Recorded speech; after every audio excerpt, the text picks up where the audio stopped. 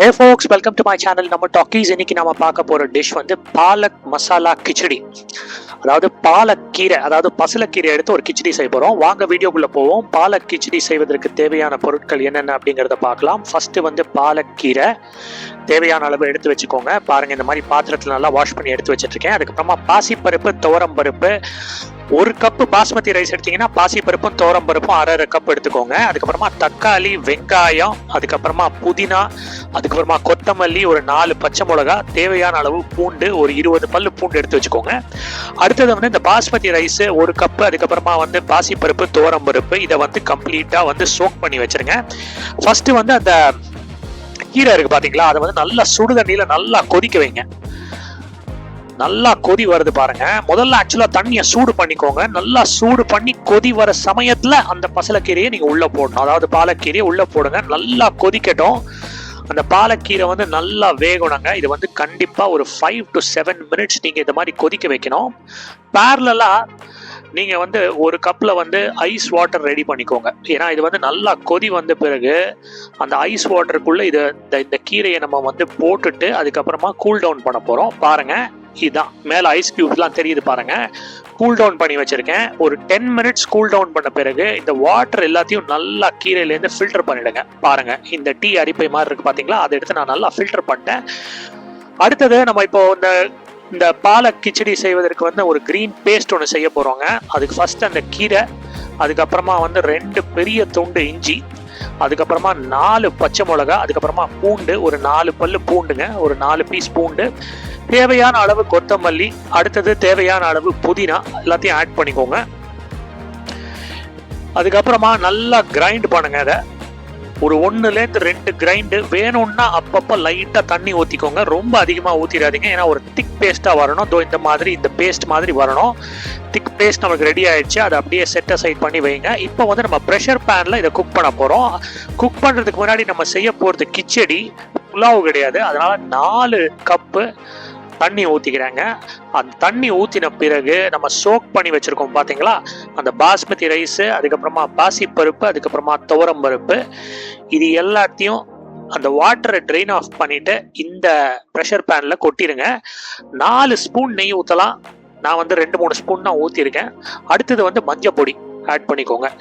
நெய்க்கு அப்புறம் மஞ்சள் பொடி ஆட் பண்ண பிறகு நல்லா கிளறணுங்க. நல்லா ஸ்டிர் பண்ணுங்க. அப்பதான் அந்த நெய்யோட ஃப்ளேவரும் சரி, மஞ்சள் பொடியோட ஃப்ளேவரும் சரி நல்லா இந்த ரைஸோட மிக்ஸ் ஆகும். ரைஸும் பருப்போட மிக்ஸ் ஆகும். அதுக்கப்புறமா ப்ரெஷர் பேனை மூடிடுங்க. ஸ்டீம் வருது வரைக்கும் கொஞ்ச நேரம் வெயிட் பண்ணுங்க. பொறுமையா இருங்க. ஸ்டீம் வந்த பிறகு மேலே வெயிட் வச்சிருங்க. வெயிட் வச்சுட்டு எவ்வளோ விசில் பாருங்க, ஃபேண்டாஸ்டிக்கா ஸ்டீம் வந்துடுச்சு. இப்போ நான் வெயிட் வைக்கிறேன். மினிமம் 4 விசில் வேணும். 4 விசில் வந்த பிறகுதான் நீங்க வந்து அந்த வெயிட்டை எடுக்கலாம். சரிங்களா? பாருங்க, 4 விசில் வந்துருச்சு. இப்போ நான் அந்த வெயிட்டை எடுத்துட்டு திறந்து பார்க்குறேன். பாருங்க, நம்மளுடைய ரைஸு, தூர் தால், பாசிப்பருப்பு எல்லாமே ஃபேண்டாஸ்டிக்கா குக் ஆயிடுச்சு. இந்த மாதிரி எல்லோ கலர்ல உங்களுக்கு வருங்க. நல்லா மிக்ஸ் பண்ணுங்க. பாருங்க, நல்லா மிக்ஸ் பண்ணிட்டு இப்போ நம்ம வந்து அடுத்தது வந்து மெயினா இந்த கிச்சடி செய்ய வேண்டிய ப்ராசஸ்க்கு உள்ள வந்துட்டோம். நமக்கு வந்து செய்ய வேண்டியது ஃபர்ஸ்ட் என்னன்னா, இலுப்பு சட்டி நல்லா சூடாக்கிக்கோங்க. ஒரு 2 ஸ்பூனு எண்ணெய், அதுக்கு மேல சீரகம், அதுக்கப்புறமா நான் ஆட் பண்ணது பெருங்காய பொடி ஆட் பண்ணிட்டு நல்லா அப்படியே கிளறி கொடுங்க. நல்லா சீரகம் நல்லா பொரிச்சு வரட்டும். அதுக்கப்புறமா அந்த வெங்காயத்தை ஆட் பண்ணிடுங்க. வெங்காயம் ஆட் பண்ண பிறகு கொஞ்ச நேரம் வந்து வதக்கினா போதும். கோல்டன் ப்ரௌன் வர வரைக்கும்லாம் வெயிட் பண்ண வேண்டாங்க.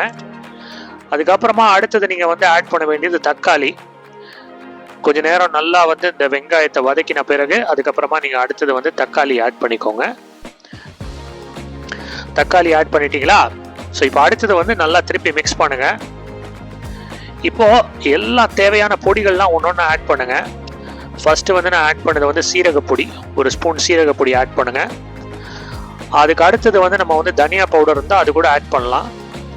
இப்போ நான் ஆட் பண்ணுறது வந்து தனியா பொடிங்க. மறுபடியும் சொல்கிறேன், சீரகப்பொடி, அதுக்கப்புறமா தனியா பொடி.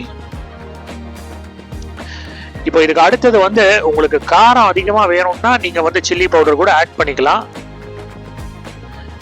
நான் ஆட் பண்ணுறது வந்து கரம் மசாலா. ஸ்ட்ரைட்டாக கரம் மசாலாக்கு போயிட்டேன். உங்களுக்கு வந்து சில்லி பவுடர் வந்து ஆட் பண்ணணும்னா ஆட் பண்ணிக்கோங்க. காரம் அதிகமாக வேணும்னா சில்லி பவுடர் ஆட் பண்ணிக்கோங்க, தப்பு கிடையாது. ஸோ இந்த பவுடர்லாம் ஆட் பண்ண பிறகு நல்லா மிக்ஸ் பண்ணுங்க. அந்த தக்காளி வெங்காயத்தோட இந்த பவுடர்ஸ்லாம் நல்லா மிக்ஸ் ஆகி வரணும். ஒரு கமகமான ஒரு வாசனை வரும் பாருங்க. இப்போ நான் ஆக்சுவலாக வீடியோவை ஸ்பீடப் பண்ணியிருக்கேன் மக்களே.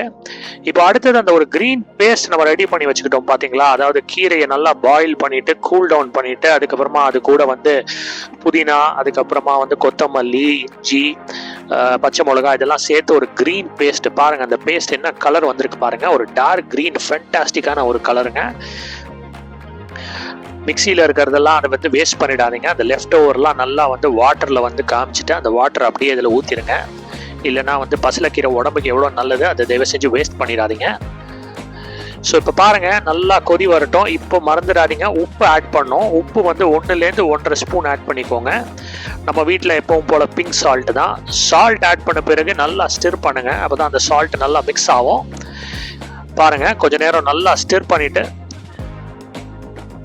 நம்மளுடைய ரைஸ் வந்து நம்ம பேரலா எடுத்து வச்சிருக்கோம் இல்லையா, அதை அப்படியே பார்த்துக்கோங்க. கொஞ்ச நேரம் நல்லா ஸ்டிர் பண்ணுங்க. லைட்டா பபிளா வருது பாருங்க. அதாவது நம்ம ஆட் பண்றது வந்து ஒரு கிரீன் பாலக் பேஸ்ட். கொஞ்சம் பச்சை வாசனை இருக்கும். அந்த பச்சை வாசனை போற வரைக்கும் நீங்க வெயிட் பண்ணலாம். அதன் பிறகு நீங்க வந்து இந்த ரைஸ் ஆட் பண்ணிக்கோங்க. அதாவது ரைஸ்ன்னு சொல்ல முடியாது, இதுல ரைஸ் இருக்கு, பாசிப்பருப்பு இருக்கு, துவரம்பருப்பு இருக்கு. கிட்டத்தட்ட பொங்கல் மாதிரி தான் அது. ஸோ எப்போவுமே கிச்சடி செய்யும் போது நம்ம வந்து ரொம்ப லூஸாக இருக்கும். அதனால தான் நீங்கள் முதல்ல வந்து என்னோட வீடியோவில் ப்ரெஷர் பேனில் குக் பண்ண ஸ்டார்ட் பண்ணும்போது பார்த்தீங்கன்னா 4 கப்பு நான் வந்து தண்ணி ஊற்றிருக்கேன். அப்போ தான் நல்லா குழையுங்க. இப்போ நீங்கள் பார்த்தீங்கன்னா புலாவ் மாதிரி இருக்காது, இது நல்லா குழஞ்சிருச்சு பாருங்க. நம்ம சேனல் சப்ஸ்கிரைப் பண்ணிக்கோங்க. நிறைய பேர் சப்ஸ்கிரைபே பண்ண மாட்டேங்கிறீங்க. வீடியோ கடைசி வரைக்கும் பாருங்கள். நல்லா குழையணுங்க. அதனால தான் 4 கப் நம்ம தண்ணி ஊற்றிருக்கோம். இப்போ நான் எது அதனால சொன்னேன்னா, இப்போ நீங்கள் க்ளோஸ்அப்பில் பார்த்தீங்க அந்த ரைஸை நல்லா குழஞ்சிருந்தது. இந்த பாலக் பேஸ்ட்டோட மிக்ஸ் பண்ணிடுங்க. அதாவது தக்காளி வெங்காயம் இதெல்லாம் அந்த இலும் சட்டியில் ரெடி பண்ணி வச்சுருக்கோம் பார்த்தீங்களா, அதோட நல்லா மிக்ஸ் பண்ணிக்கோங்க. தேவைன்னா இன்னும் கொஞ்சம் தண்ணி ஊற்றிக்கோங்க. என்னோடது ரொம்ப திக்காக இருந்தது, அதனால் இன்னும் கொஞ்சம் நான் தண்ணி ஊற்றிக்கிட்டேன். தண்ணி ஊற்றின பிறகு நல்லா மிக்ஸ் பண்ணுங்கள். இப்போ நம்ம தேவையான அத்தனை இன்க்ரீடியன்ஸும் இதில் ஆட் பண்ணியாச்சு. கிட்டத்தட்ட நம்மளுடைய பாலக் கிச்சடி வந்து ரெடி ஆகிட்டு இருக்குங்க. ஃபண்டாஸ்டிக்காக கிளறி கொடுங்க. நல்லா ஸ்டிர் பண்ணுங்க. அதே சமயம் பாயில் பண்ண விடுங்க. இப்போ கொஞ்ச நேரத்தில் வந்து கொதி வர ஆரம்பிச்சிடும். பார்த்தீங்களா, நீங்கள் வீடியோ வந்து க்ளோஸாக வாட்ச் பண்ணீங்கன்னா அந்த பபுளாக வரும் பாருங்க. வர வர வர நீங்கள் அப்படியே கிளறி கொடுத்துக்கிட்டே இருங்க. நல்லா குக் ஆகட்டும், நல்லா ஃபண்டாஸ்டிக்காக குக் ஆகட்டும். இது செம ஹெல்த்தியான டிஷ்ஷுங்க. இது வந்து ஒரு டின்னர் ரெசிபியாக பண்ணலாம், இல்லைனா வந்து ஒரு லஞ்ச் ரெசிபியாகவும் பண்ணலாம், இல்லைனா ஒரு பிரேக்ஃபாஸ்ட் ரெசிபியாக கூட பண்ணலாம். பாம்பேலலாம் போனீங்கன்னா அதை பிரேக்ஃபாஸ்ட் சாப்பிடுவாங்க. அப்போ நீங்கள் அது கொதி வந்த பிறகு அதை எடுத்து வச்சுருங்க. கடைசியாக நம்ம இப்போ வந்து தாளிச்சு கொட்ட போகிறோம். அதாவது வந்து தடுக்கா மாதிரி செய்ய போகிறோம். ஸோ இந்த மாதிரி ஒரு இது நான் ஆக்சுவலாக வந்து இந்த பேனில் வந்து ஒரு 2 ஸ்பூன் எண்ணெய், அதுக்கப்புறமா ஒரு 15-20 பூண்டை வச்சு நம்ம வந்து தாளிச்சு கொட்ட போகிறோம். பூண்டை வந்து நல்லா சாட்டே பண்ணுங்க. எது வரைக்கும் சாட்டே பண்ணோம்னா பாருங்க, ஒயிட்லேருந்து அது அப்படியே கோல்டன் ப்ரௌனுக்கு மாறும் இந்த பூண்டு. ஸோ அது வரைக்கும் ஃபண்டாஸ்டிக்காக சாட்டே பண்ணுங்க. சாட்டே பண்ண பிறகு இப்போ நீங்கள் வந்து ஆட் பண்ண வேண்டியது இந்த சில்லி பவுடருங்க. முன்னாடியே ஆட் பண்ணியிருக்கலாம். நான் வந்து முன்னாடி சொன்ன மாதிரி உங்களுக்கு காரம் அதிகமாக வேணும்னா அப்பவே கூட நீங்கள் ஆட் பண்ணலாம். இப்போ நான் ஆட் பண்ணல. இப்போ வந்து நான் வந்து இந்த சில்லியை வச்சு இந்த பூண்டுல நான் ஆட் பண்ணி இப்போ நான் வந்து இதை தாளிச்சு கொட்ட போறேங்க. பாருங்க, இதை வந்து அப்படியே மேலே கொட்டிடுங்க. பூண்டை நல்லா வறுத்த பிறகு கொட்டுங்க. அவசரப்பட்டு கொட்டிடாதீங்க. பூண்டு நல்லா டார்க் ப்ரௌன் ஆகணும். ஒரு மாதிரி கிறிஸ்பி ஆகிடும் அந்த பூண்டு. அதுக்கப்புறமா நல்லா மிக்ஸ் பண்ணுங்க.